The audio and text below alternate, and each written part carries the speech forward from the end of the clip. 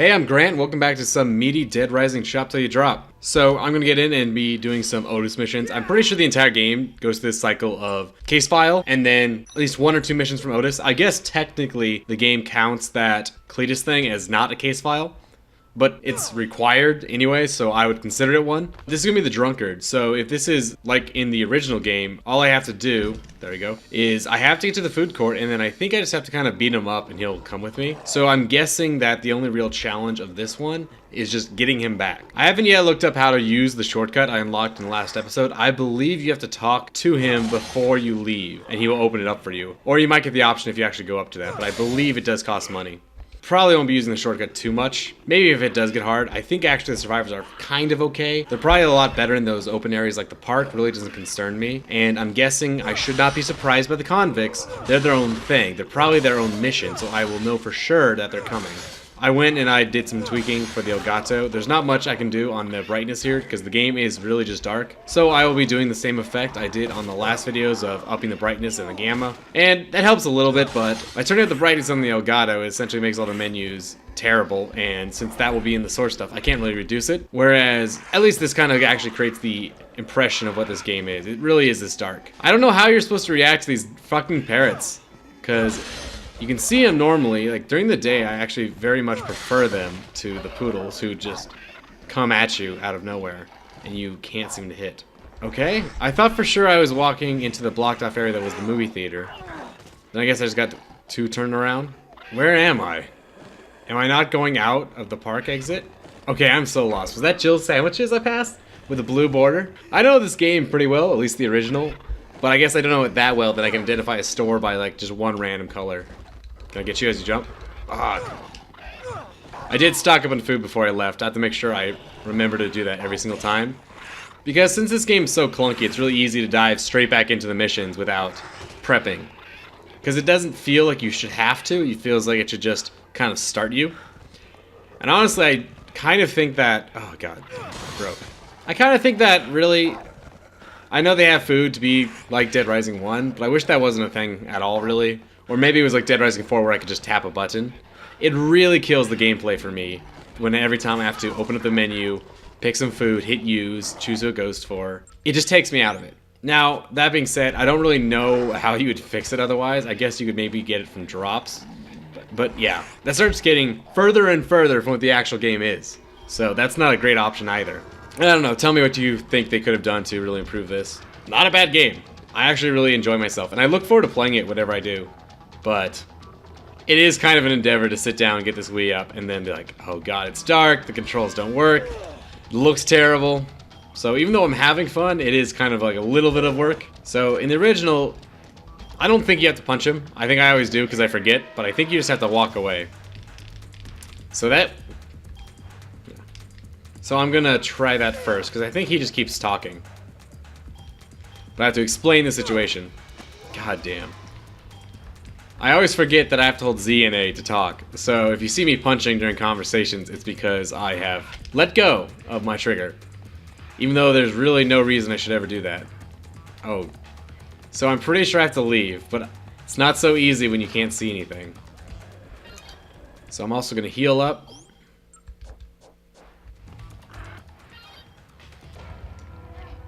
Speaking of stuff's just like too hard. Okay, can't move. There we go. So I still have that protein powder, and I really need to go mix it. Assuming it'll let me over there. But at the same time, it's gonna be such a pain to do it during like nighttime, I might just wait till the next day. Assuming I'm not gonna run into some issue where it's like, where you have to ditch your inventory because I don't have enough slots for protein powder. The worst would be if it actually just ditches my chance of getting the protein powder. But I feel like the game may not be put together well enough to let that happen, or maybe even that's their way of making the game hard.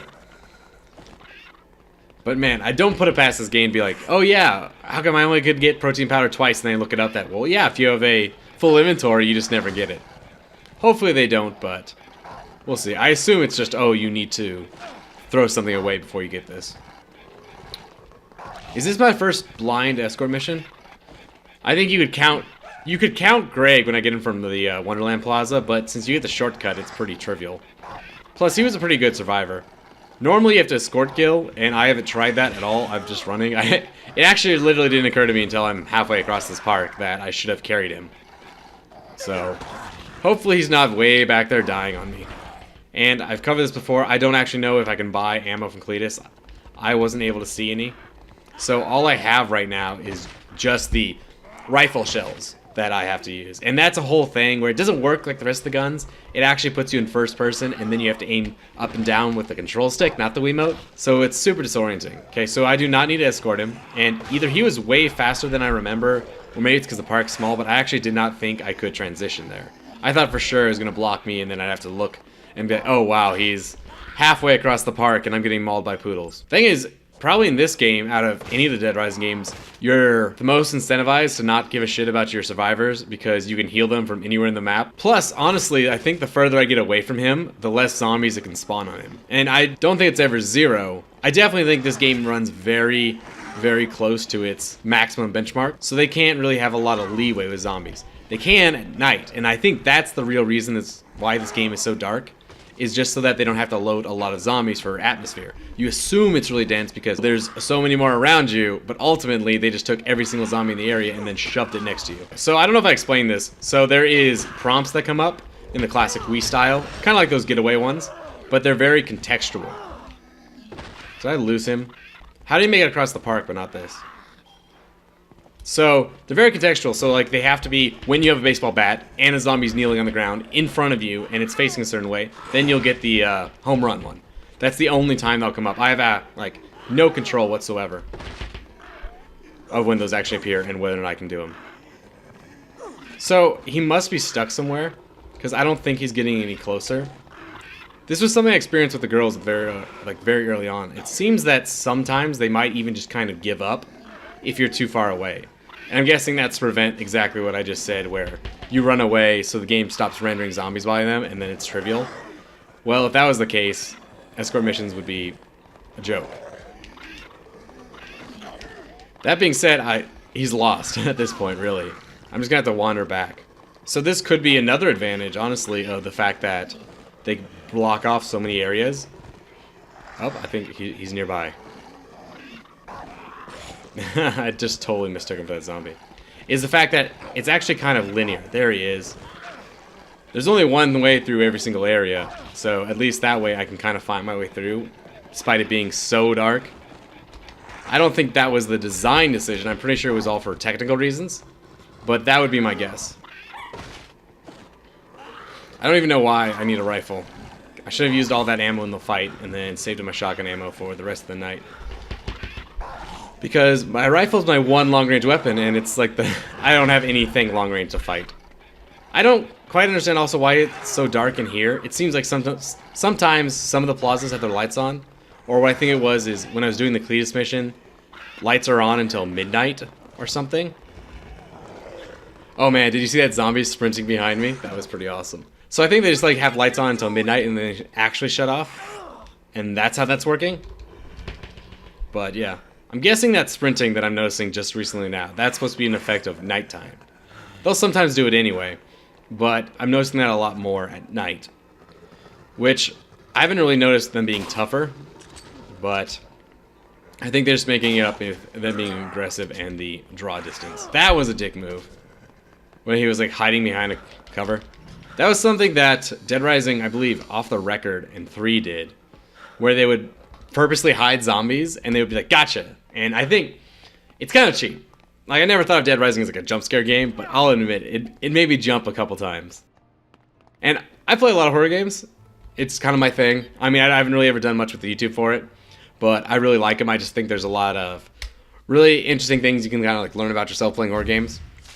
And even then, I'll admit, there's some dumb stuff that gets me. I go play like a game like Outlast where I won't get jump scared. And then I was playing Dead Rising 4 for the first time, and I was in, like, what was it, night vision mode, so I could see in the dark, and I scared myself because something jumped out at me, and all it was is I just hit the selfies button, so Frank was what was jumping out at me in the selfie, and I literally jumped. I was like, oh god. I guess I kind of can't take myself seriously after that jump scare. But it's weird, with like, there's other stuff when I just recently played Outlast where that game totally was scary. But the jump scares didn't do quite as much for me. The one exception is, I believe when you see Wall Rider for the first time about halfway through. That was really cool. It reminded me of Fear. Fear, the original. I believe it was the original. It was the first one where you play the dude that was born in the area the first level takes place. So that should really set it. There's a point where it looks like something's coming out at you in an event, but the way it was just perfectly done is that you can't tell if it was a lighting glitch or not. And at that point, you're not aware of what the main enemy is. So I was like, man, it looked like something was crawling towards me. And I know later that's totally what that was. But I thought it was just me like, oh, I shined the flashlight in a weird way or something. And honestly, for being kind of a dated game, and I've never heard of Fear being particularly good. I've heard it's particularly jump scary. I think of that as a very brilliant moment. That game had a lot of really brilliant moments. So I live for those moments though, because just the way it worked out so perfectly, I was just in love with that game after that. Oh, so here's the other thing. I can take the shortcut specifically to the gun shop. I want to confirm this, that I can definitely not buy ammo. Because this is a really weird thing to me. Because you can buy up to 100 rounds. 100 shotgun rounds seems like a lot. But I can't seem to find anywhere to actually buy some ammo. He sells weapons, he sells cases, and then he's going to have books later, and I think that's where ammo comes in. Or if I had to take a guess, that maybe he will only sell so much ammo at a certain point. Yeah, because it's handgun case. Alright, can I buy like the small case again, or is it going to block me? Yeah, okay. So it has a grayed out. I bet I have to actually buy them in order too, just because otherwise it'd be too easy. And I'm guessing this is something that carries over between playthroughs, so it's a goal for you to kind of work towards. So I can sell weapons I don't need. I don't get what the point of this is. I guess if you are very good at the game, and you just know I never use the rifle, having that extra slot is probably very useful to you. But ultimately, it seems like you kind of want it. It's like they give you like close range, mid range, long range. Yeah, I can't even actually go out on my own way. In general, I don't think you can get out to the mall unless the game kind of allows you to. Which generally you have a case file you can work on. But there's some cases where you have to just do what they want you to, but you can't run around the mall.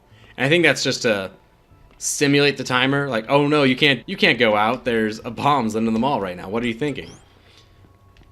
So, I guess that's how they kind of achieve the same thing. I wish they actually... Sorry, I'm sidetracking. I wish they actually showed the time in the game. I think that would help a lot better. So I was totally not paying attention to that cutscene, because all the cutscenes are, I believe, literally verbatim, except for maybe some editing they did. They didn't introduce anything. They just kind of cut stuff out, I believe. And that's mainly just, I think, for making sure they have their own little canon to it.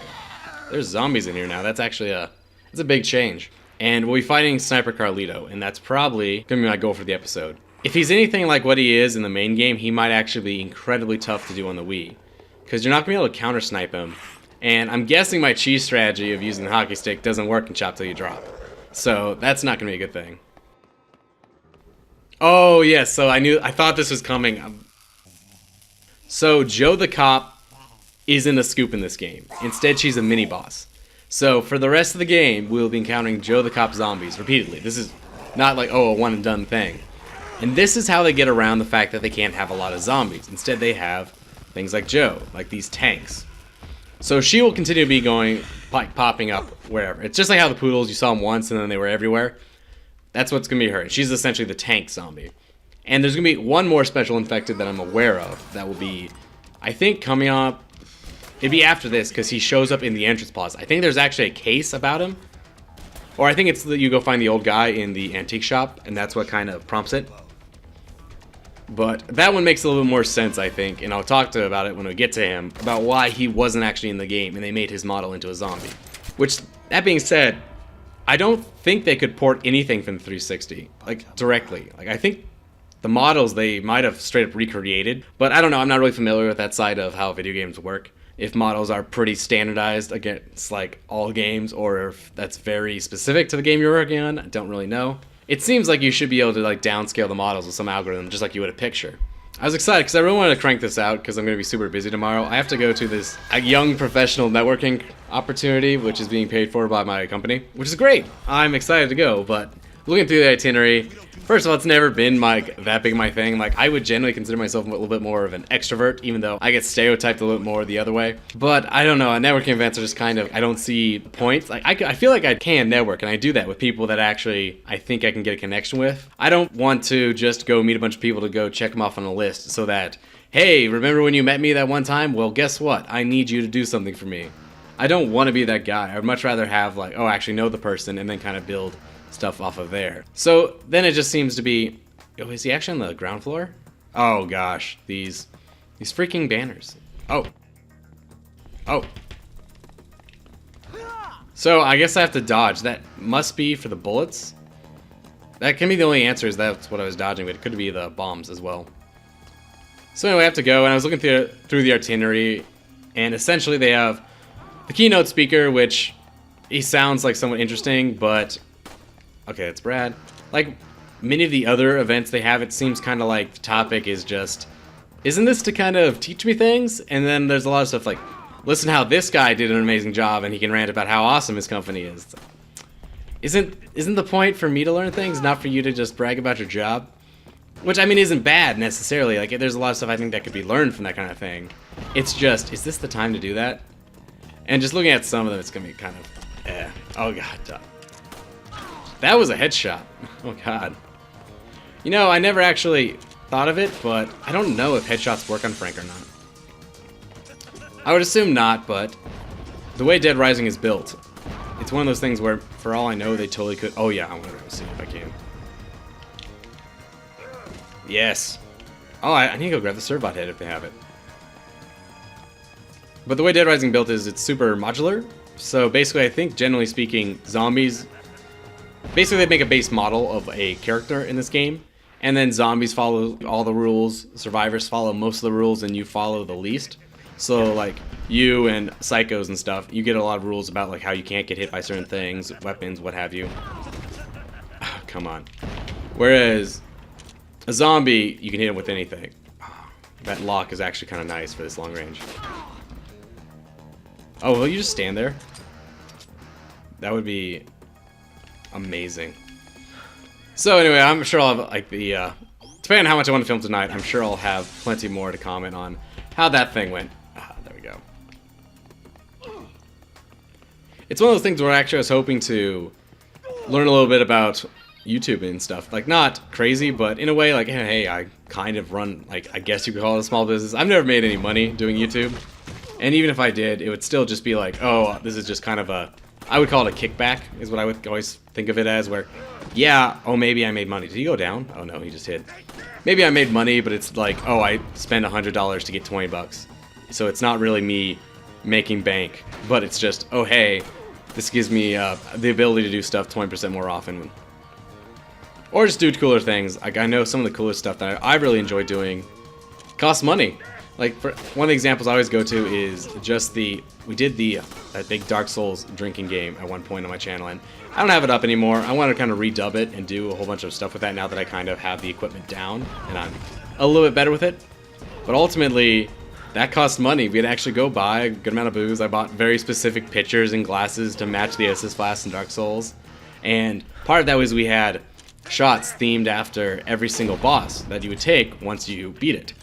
Which, big tip there, if you ever want to do a drinking game, especially around like video games, do something like that where any kind of actual heavy drinking is tied to progress in the game, instead of, oh, we're just getting destroyed and we're 10 minutes in. If we do it to the boss, essentially it's kind of, oh well, beat one boss an hour, one shot an hour, cancel itself out. Still fun though. Tried a lot of really awesome stuff too. But ultimately that kind of adds up, so for something I'm not getting paid for, that kind of, damn, did he counter that football tackle or not? Anyway, it's just not really sustainable. I mean, I also can look at it in one way where, hey, you know, me just hanging out with my friends doing something like that anyway, I'm not going to get paid. This reminds me of, there was a great, I don't know who it was, some comment someone made on TF2, and it was just super about how to use a sniper in TF2, on PC specifically. And his thing was, you know, ultimately it shouldn't be that hard, because really, all you're doing is clicking on heads. And when it put me in that perspective, like, yeah, that is. Because think how often do you go from like the bottom left corner of your desktop all the way to the top right in a like split perfect second, click it, and you don't miss whatsoever. So why can't you do it when you have actually a bigger target and the same mouse? I don't know. I always thought that was a kind of a neat perspective, and that's kind of what I just hit that flashback. I think it's because you get the red dot on that scope like you do in TF2 with the laser sight as a sniper. So I will teleport back. This is actually really great when they teleport you back. I was curious about whether or not you could grab the dude in the closet before talking to Barnaby when you come into the entrance plaza, just to see if that had done anything differently. I don't think it does. But a big thing, as having played Dead Rising 1 a lot and doing any kind of like speedrunning type style or challenge run, it's all about the routing. So simple stuff like, hey, if I can save 5 minutes of my time, if I go get him and then do this, take that times 10 runs, and that's already worth the time to investigate it.